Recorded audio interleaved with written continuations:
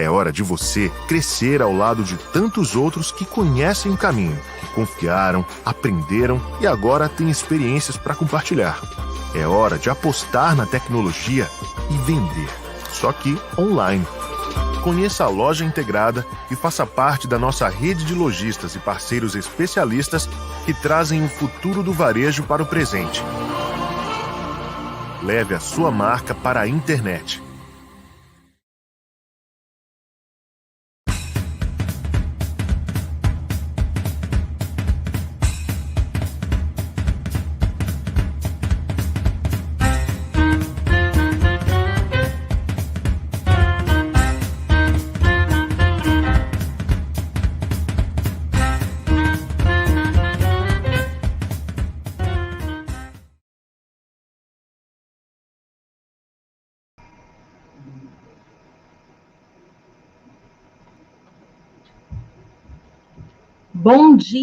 Bom dia, pessoal. Sejam todos muito bem-vindos à segunda palestra de hoje. Espero encontrá-los bem e com segurança. Já estamos aí no quarto dia desse verdadeiro festival que é o Social Media Week São Paulo, onde teremos 4 semanas de muito conteúdo, agora nesse novo formato, né, devido ao cenário que nós estamos vivendo, mas com altíssimo nível de sempre. Esse é o segundo ano que eu estou palestrando e me sinto muito honrada em estar ao lado de outros profissionais incríveis, da qual eu também me inspiro. Muitos, inclusive, são os meus mentores, né? Espero também continuar com alguns insights aí, contribuir com vocês, com conteúdo que preparei com muito carinho. Vamos conversar um pouco hoje sobre aceleração do processo da transformação digital, comportamento do consumidor, entender o contexto do novo varejo, as tendências que vieram para ficar e como usar os indicadores chaves aí para a gente driblar esse cenário que estamos passando aí, vivendo, né? Bem, me apresentando um pouco, para quem não me conhece, meu nome é Norma David, eu sou graduada em tecnologia e análise de mídia digital, pós-graduada. Sou também consultora de marketing estratégico digital, Google Partner, CEO da agência Webpan, onde também atuo como diretora de projetos, e sou apaixonada por esse segmento, não é à toa que estou aí há mais de 2 décadas. Para estar há 20 anos nisso, tem que realmente gostar muito, né? Um pouquinho aí também do meu background, eu já participei de mais de 1.500 projetos, entre eles desenvolvimento de sites, portais, sistemas, aplicativos e estratégias de marketing digital para empresas de pequeno, médio e grande porte, dentro e fora do Brasil, e também em alguns órgãos públicos, instituições. E com essa minha trajetória, também desenvolvi uma outra paixão, que é o estudo do comportamento humano, que vai ser algo que nós vamos explorar bastante hoje, aqui na nossa conversa. Então, bora logo imergir nesse conteúdo aí.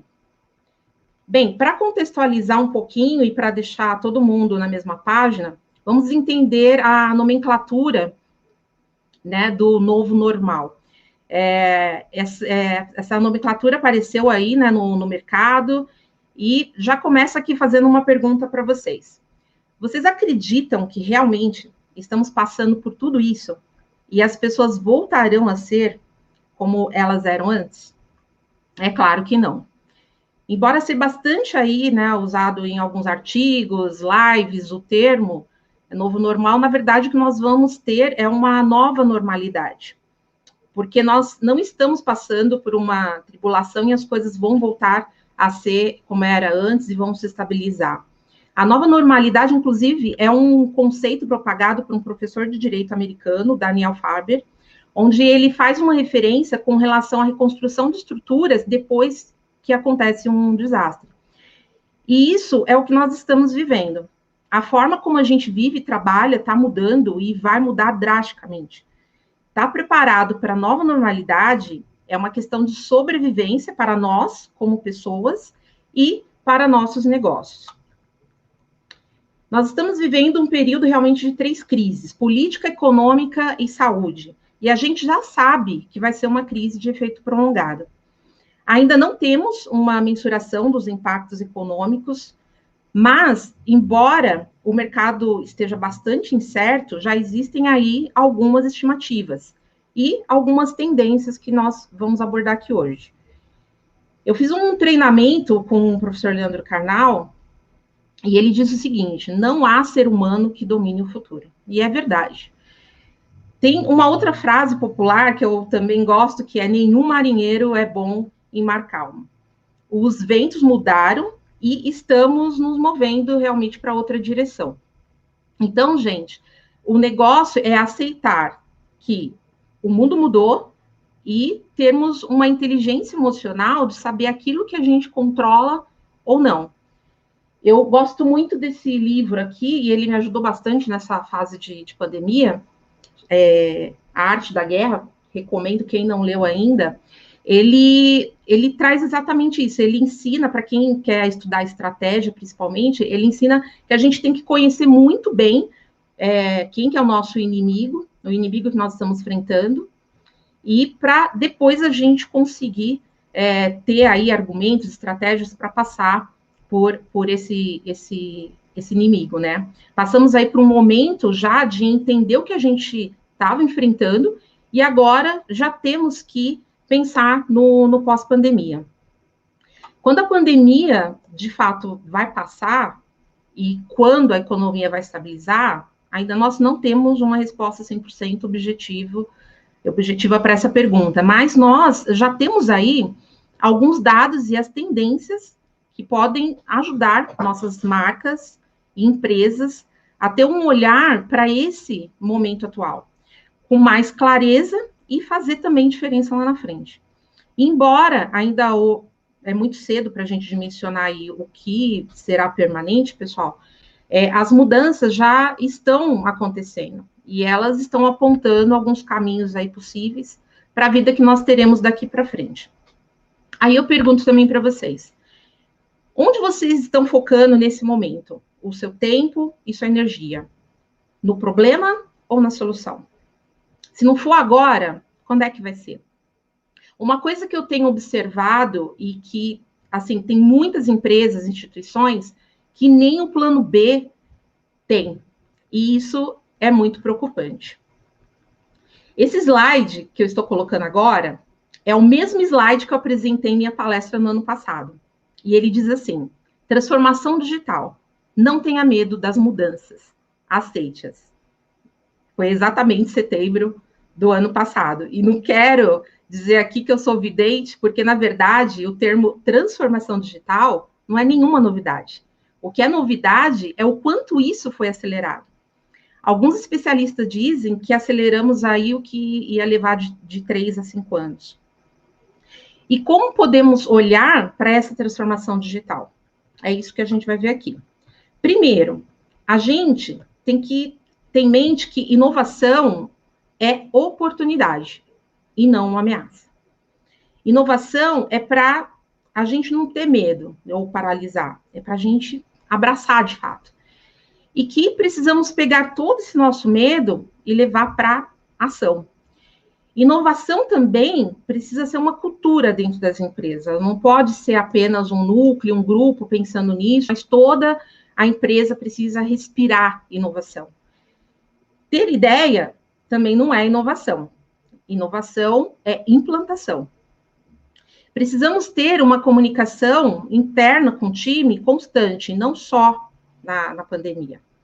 Precisamos também quebrar paradigmas. E aqui eu me incluo, gente, porque, assim, se qualquer pessoa chegasse antes de março, falasse para mim, Norma, é o seguinte, daqui 15 dias, vai pegar todo o seu time, colocar tudo em home office, tá? Você também vai trabalhar em casa, e daqui uns 6 meses, mais ou menos, aí, vocês vão voltar de uma forma híbrida, eu ia falar, cara, você tá louco? Nunca, imagina. Eu sou uma pessoa que eu gosto de estar com gente, gosto de ir para o escritório, para a agência, nunca eu vou conseguir trabalhar de casa. Então, para mim, foi uma quebra, assim, de paradigmas muito grande. E tem pessoas que ainda não entenderam também a diferença entre processo disruptivo e inovação. Quando a gente fala em inovação, nós estamos falando em agregar um valor a um processo já existente.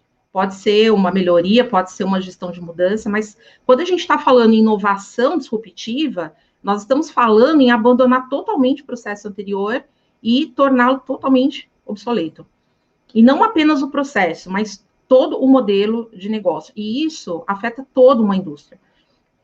Então, inovação disruptiva, ela não agrega valor, ela cria um novo valor.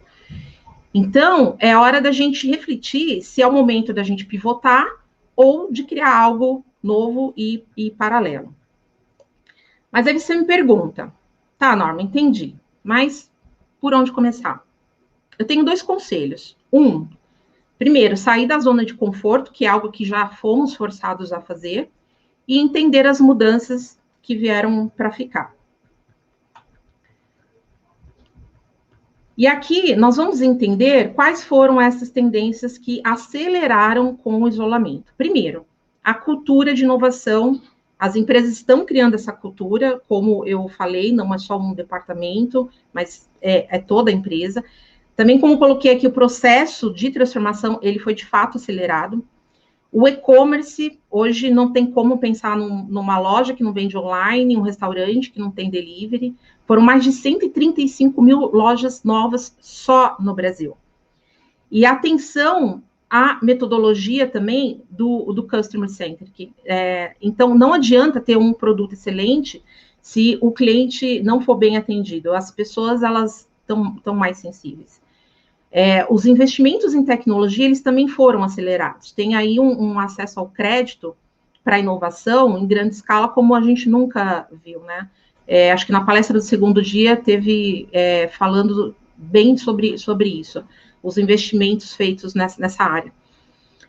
Os aplicativos de mobilidade e a própria videoconferência. Nós temos aí um novo interlocutor, uma aceleração nos streams, ainda bem, né, porque já estava mais do que na hora as pessoas valorizarem o tempo de deslocamento de cada um. E a regulamentação das decisões também foram aceleradas, né, como a telemedicina, já com quase 2 milhões de atendimentos, o ensino online, né, tanto nas escolas públicas quanto privadas. Foi durante a pandemia que 34 milhões de brasileiros tiveram sua primeira experiência de estudo online.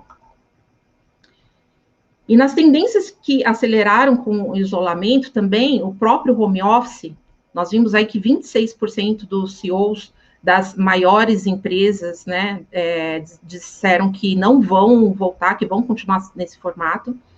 Com isso, o mercado imobiliário também muda, já tínhamos uma tendência à interiorização, agora mais ainda, porque as pessoas podem optar por trabalhar de onde quiserem, como praia e campo. Eu, inclusive, sou uma pessoa que brevemente vou mudar para a praia. A colaboração, a cocriação, o meio ambiente, vimos aí como mudou a qualidade do ar, então ele deve receber mais atenção também. A responsabilidade das empresas no impacto que elas possuem na comunidade, vimos como isso teve uma importância enorme para a crise não ser ainda maior. E a mudança na cadeia de produção. Então, assim, empresas que tinham insumos, matéria-prima vindo da China, estão tendo que repensar porque a qualquer momento, de repente, isso pode não chegar aqui. E ainda a reversão da globalização. Nós estamos vendo aí os conflitos comerciais entre Estados Unidos e China. Então, de olho nesses processos que foram acelerados desde o início do isolamento social, alguns especialistas reuniram aí dados e tendências para apontar alguns caminhos possíveis para o futuro. E neles são as 7 áreas de trabalho, educação, consumo, que nós vamos ver bastante aqui hoje, entretenimento, logística, meio ambiente, segurança na internet e família. Também nós vamos falar disso aqui. E nós vamos ver como essas tecnologias vão impactar para que no futuro próximo as pessoas busquem de uma forma diferente conciliar o trabalho, o lazer e o aprendizado. Elas vão ter também mais autonomia e isso vai ser permanente. A gente entendendo isso, pessoal, faz toda a diferença em nossa estratégia. E para compor a nossa estratégia, vamos ter que nos desenvolver muito, muito. E trazer também para o nosso time competências importantes. Ontem falaram também sobre isso, né? Mas eu preciso reforçar porque o futuro do nosso trabalho como profissionais vai precisar dessas skills, que vai ser de suma importância. E elas são disciplina. Um profissional que não tiver disciplina não vai se adequar mais. Saber trabalhar com plataformas digitais. Ter autonomia. Essa realmente vai ser a fase que vai coroar as pessoas que são autônomas e adaptáveis. Quem tem atitude, quem tem visão sistêmica, mindset ágil e metodologias ágeis, então ferramentas, por exemplo, como Scrum vão ser indispensáveis. Ética, lógica e, principalmente, competência emocional. E como estamos na era da informação, não poderia ser diferente as pessoas que se posicionam, né? Ontem também o pessoal falou bastante isso, de se posicionar na rede social, o Cris falou sobre LinkedIn. Então, assim, tem uma frase também que eu gosto bastante, que é: você é do tamanho daquilo que você compartilha. E precisamos, de fato, ter mais conhecimentos. E tá aí, né, bem, né, para todo mundo aí em grande escala. E aqui vai um alerta: cuidado com a obesidade de informação. Overdose de informação não é conhecimento. E já entrando aqui na questão do consumo, a quebra de barreiras, ela possibilitou a entrada de novos negócios online e também possibilitou a democratização do acesso do conteúdo. Então, para a gente entender esse novo contexto do varejo e a nova jornada de compra, é preciso lembrar que o consumidor, ele tem mais informação, consequentemente, ele é mais consciente e ele também tem mais ofertas. O consumidor hoje é sim digital first e temos que ter uma atenção redobrada com isso. E aqui faço uma pergunta para vocês também. Quantos de vocês deixaram de comprar algo, mesmo durante a pandemia, por falta ou demora de informação, experiência ruim de navegação ou no checkout, ou mesmo deixaram de fazer alguma recompra pela frustração de expectativa versus realidade na hora que receberam o produto? Eu não sei vocês, mas no meu caso, foram muitas. Então, vamos aprofundar sobre esses comportamentos de compra. Já sabemos que o que acontece entre o gatilho de compra e a tomada de decisão, ele não é algo linear. Aliás, isso é uma coisa que eu sempre fiquei muito incomodada, porque as pessoas têm uma percepção errada do funil de vendas, né? Porque, de fato, ele não é linear. E aí é que entra a ciência comportamental. Uma pesquisa recente do Google, ele mostrou que as pessoas tomam decisões de uma maneira confusa, e que essa confusão, ela está ficando cada vez maior. E se tem uma coisa que o Google entende muito bem, né, gente, é sobre o comportamento de compra. Então, eles mostraram como os pontos de contato variam de pessoa para pessoa. Essa imagem que está aí na tela é o tipo de comportamento que a pesquisa mostrou do que acontece nesse meio do caminho entre o gatilho e a compra. E com a Covid-19, aumentaram muito, claro, as pesquisas de compra online em todo o mundo. Então, é mais importante do que nunca que a gente procure entender o sentido dessa jornada. E aí é que entra também a ciência comportamental e os viés cognitivos que influenciam nessa decisão de compra.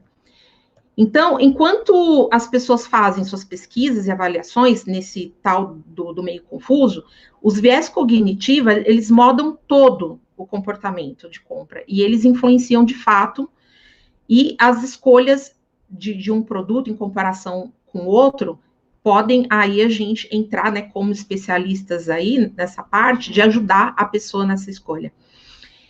Existem centenas desses vieses, tá? Mas os pesquisadores, eles priorizaram 6 nessa pesquisa, que são eles: as análises heurísticas, então as descrições curtas de especificações chave dos produtos podem simplificar a decisão de compra.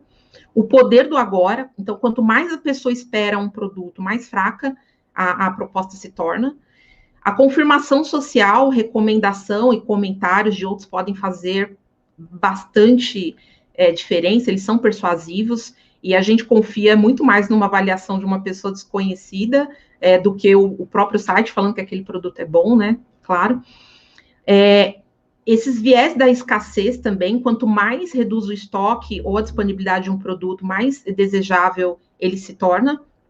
E o viés da autoridade, ser convencido por um especialista de uma fonte confiável.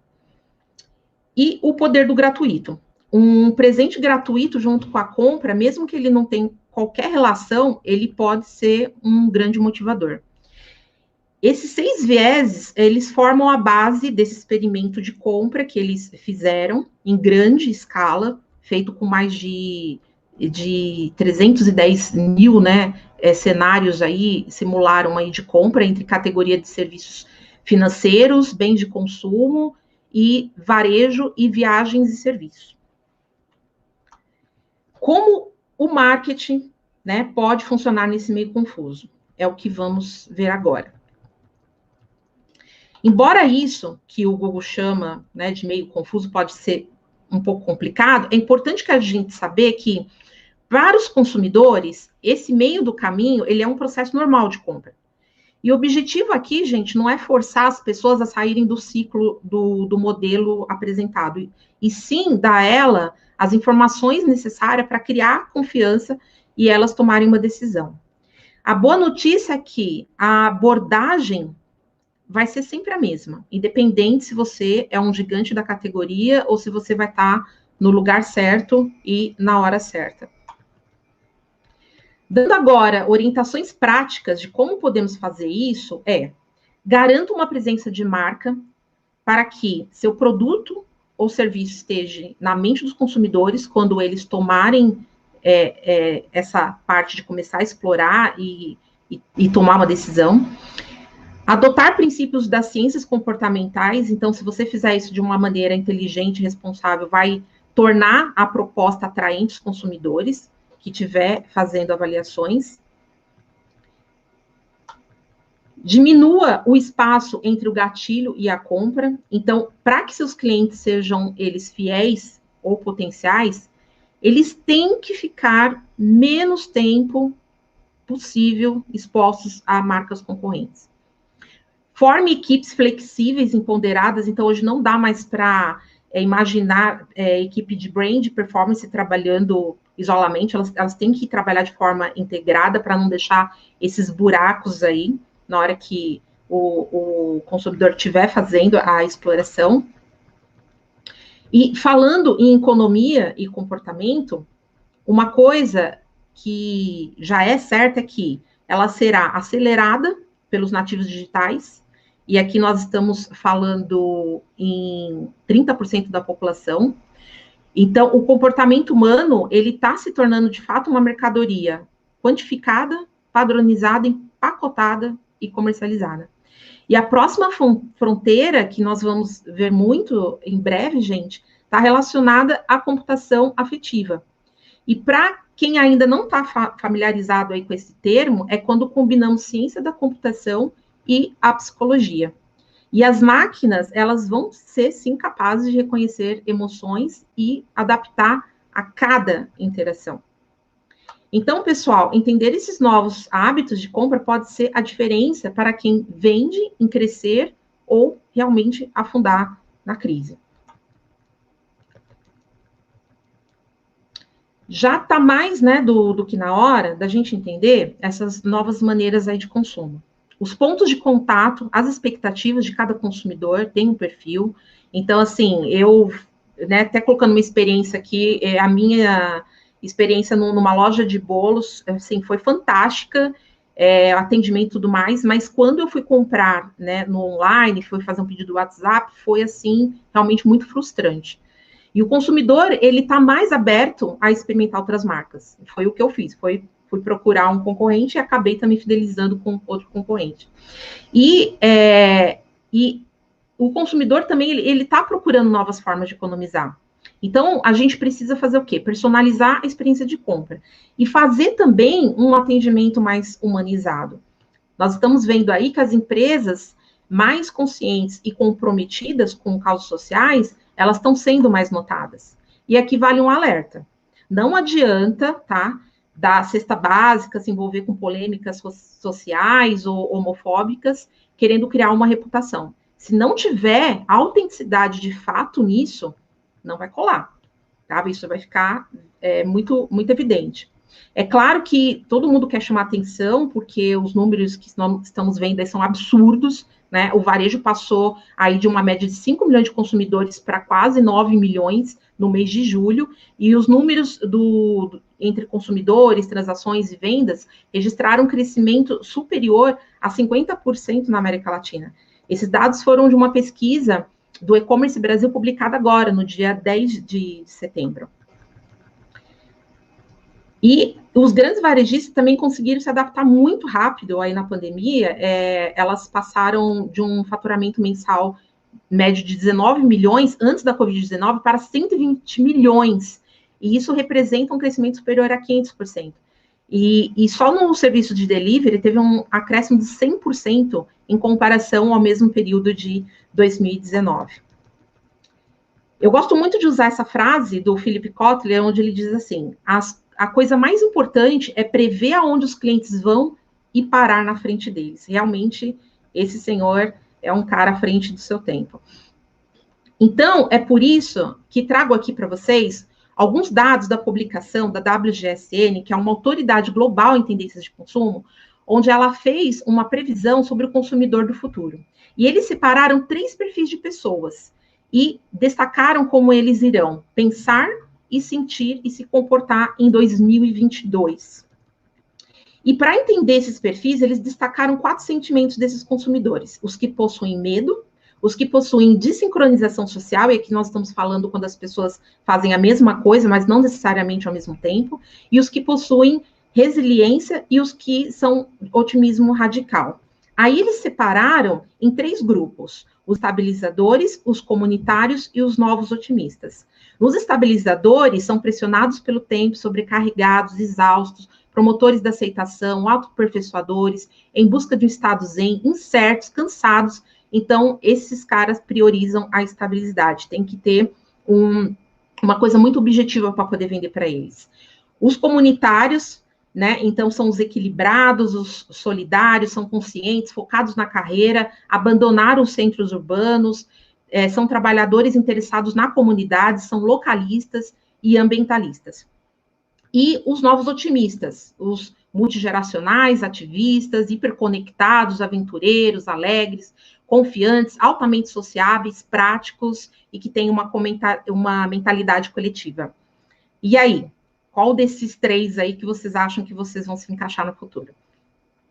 E eles deram 6 estratégias que terão mais chance de conquista para esses consumidores. Vamos ver aqui rapidamente. Essas 6 estratégias vencedoras a simplicidade importa, né? Os consumidores, eles estão exaustos, tem que simplificar. O comércio em live streaming, o comércio convencional, né, chegou para ficar, empresas inovadoras já estão investindo em criação, tudo mais, tem investimento em plataformas sociais.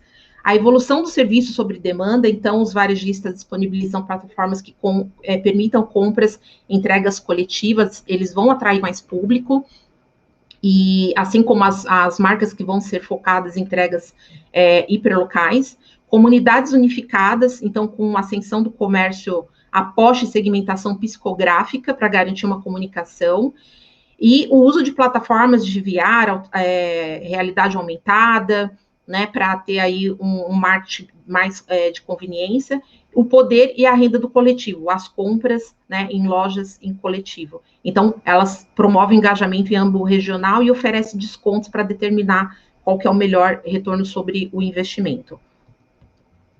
E eu vou deixar também, tá, essa apresentação, um link dela, para quem quiser se aprofundar, é muito bacana, vale muito a pena esse estudo sobre o consumidor de 2022, tá?